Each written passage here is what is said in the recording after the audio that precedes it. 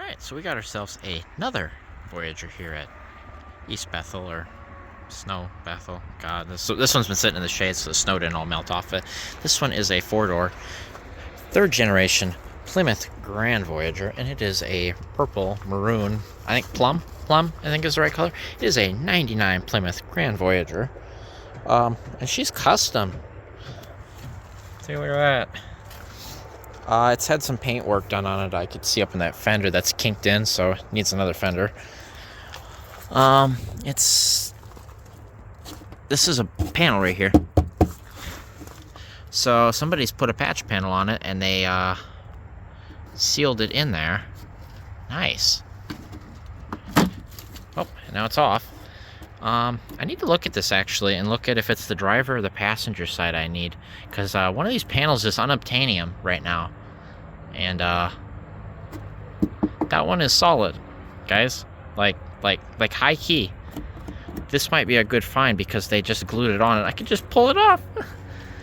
We might have scored a jackpot here, guys. Anyway, this is like a plum purple 1999 Plymouth Grand Voyager. It is an E85 equipped vehicle. We got towing mirrors, guys. We might have a tow hitch back there. So I've hit the fender immediately. That just kind of sucks. Well, what are you gonna do? It's been hit before. Here we go, full set. This vehicle is more modern and equipped with some options here.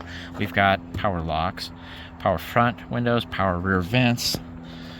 We've got power locks, power windows, power mirrors, and no fog lights, at least no fog light switch.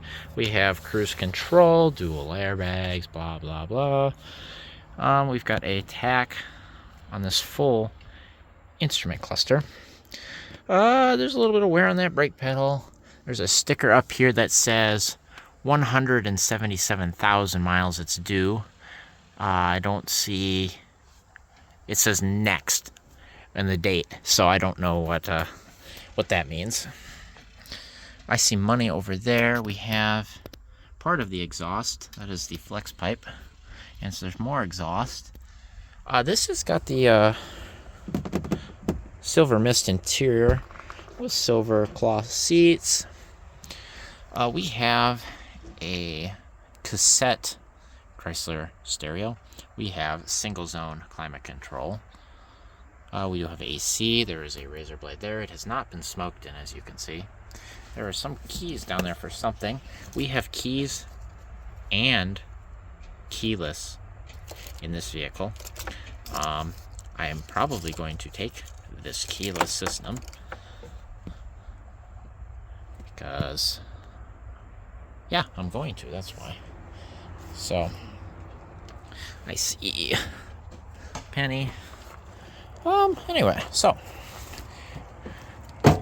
Bethel College and Seminary right there is a sticker that's on the side here. We got a coffee in there. That is gross and not from this vehicle. There's the glove box. Both glove boxes, actually. We got these fancy poverty caps right here. They're actually decent. It looks like it's got a rash there. I saw 3 up back here, and there was 1 up front, so we got all 4 as a full set here. This door slide's really nice. Look at that. Back hatch is up, which means these shocks are good. There's some rust repair work here. It looks like they used a metal sheet and then they bonded over it. Looks good from 50 foot away. We have a license plate that is still good. The grommet on there I can see is junk. And they just brush this paint on, it looks like? They scuffed this, and then they kind of brushed over it. The paint matches pretty good though, like this color, it matches really well. So they got the right color, I'll tell you that much. Got these fancy mats in here to put all your stuff on. There's the paint right there.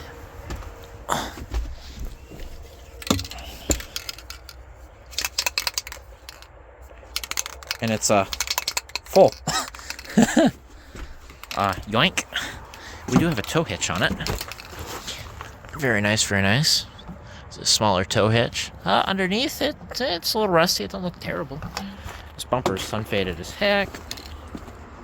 Coming around this side, and this entire side has been rattle canned. You can see by the way that it is. This side has also had the patch panel, so this for sure has the patch panel I need. I'm probably gonna grab both of these. This whole thing is Bondo. It looks pretty good. They did a really good repair here. It's nice and smooth. The only thing they didn't do is they didn't clear coat and polish it. Unfortunately, I just ruined it. Sorry. Now I'm coming around this side. This has the full wraparound floor mats here. It has got second row buckets and no third row bench present. We have nothing in here but a Car X Tire and Auto thing. I don't know what that is. Not for this vehicle. Come around here. I've got that nickel I wanted to pick up. Headliner's down. No overhead console. I don't know why both... Did they just pick it up down here, or like... This is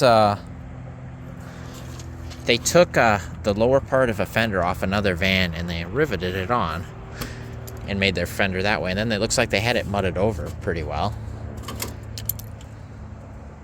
Or did they buy a whole new fender and just use part of it? Because that black is like a factory coat. Interesting rust repair techniques. But if we get right here, I think I can see why it got junked. The shock tower, the bottom of the shock tower, the bottom rotted out, and it looks like it caught this wheel and ripped into it, because that was the last time it was driven, I would say, right? Or had they been driving it like that and they wore through the tire? Kind of looks like they've been driving it for at least a little bit. Interesting failure. And under the hood here, we've got a 3.3 liter V6. Looks like it's got the newer style 3.3 with the captive valve covered. This guy's got a little crack in it here.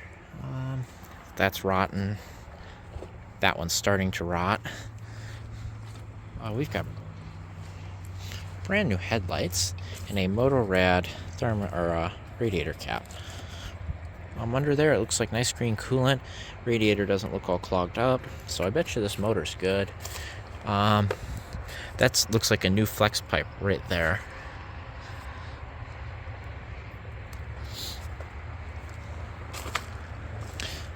This fender, they didn't do the body work to it, looks like, that I can reasonably tell.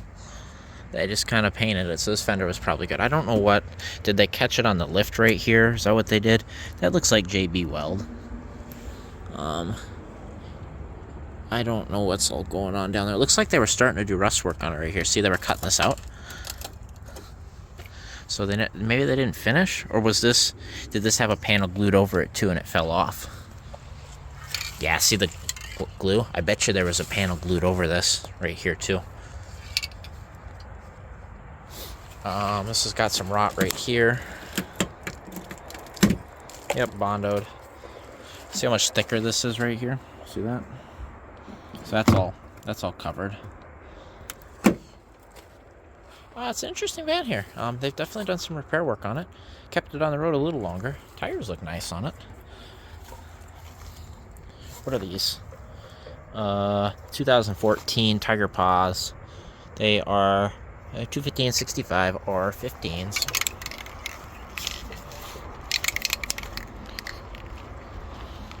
Gonna put that right there. But I think I'm gonna peel these two panels off. We'll see what I can do to get those off anyway. So this is our 1999 Plymouth Grand Voyager at U-Polar Parts in East Bethel, Minnesota. Don't think a guy can pass up these headlights. Look at them. Brand new. But notice they had the AC serviced in June of 2023. So it was on the road at least in June. But working on the headlights now. That was loose. that one was not tight either. And that one was finger tight. Nice. But yeah, so remove the headlights on these. You got one bolt up top if this piece isn't already broken for you. And then you've got 3 nuts down here. And ideally, they come out and the studs don't back out. Which, in this case, as you can see, it's all brand new, so it's all backing out like it should. And then we've got a headlight.